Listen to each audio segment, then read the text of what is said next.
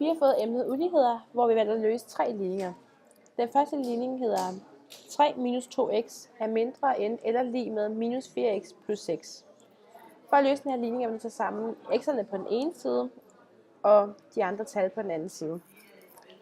Vi samler x'erne på højre side, da det er der, hvor der er flest x'er til at starte med. Vi siger derfor minus 6 og rykker dem over venstre side, så det bliver til 3 minus 6. Så rykker vi minus 2x over på højre side og siger minus 4x plus 2x.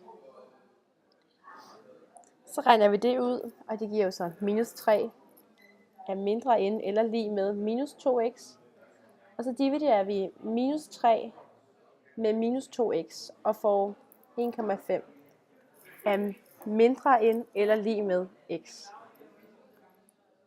Så har vi den anden ligning her, som hedder 3x minus 3 er mindre end 7 minus x. Og der gør vi bare det samme som i den første ligning, hvor vi samler x'erne på venstre side, fordi det er her, der er flest, og samler de andre tal på højre side. Vi siger derfor, at 3x plus x er mindre end 7 plus 3.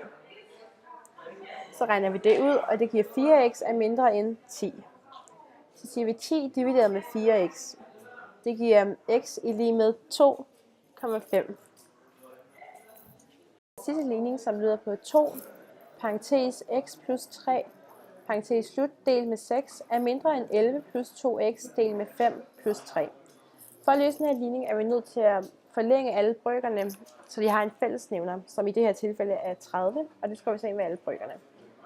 Så ganger vi med 5 på den modsatte side, hvor vi har ganget med 5, og vi ganger med 6 på den modsatte side, hvor vi har ganget med 6.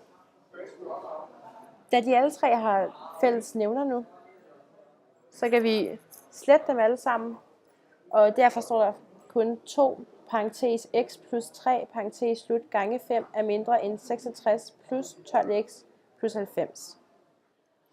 Så udregner vi parentesen, vi bryder parenteserne og skriver, at 10x plus 30 er mindre end 156 plus 12x. Derefter så udregner vi det her ved at samle x'erne på den ene side og samle de andre tal på den anden side. Derfor står der 30 minus 156 er mindre end 12x minus 10x. Vi beregner derfor det, der... I stedet for at beregne, kan man også vise uligheden ved en grafisk tegning. Man starter en graf, hvor man skriver den første del af ligningen, og derefter så indsætter man den anden del af ligningen. Og herudaf kan man så vise, at x er mindre end 2,5.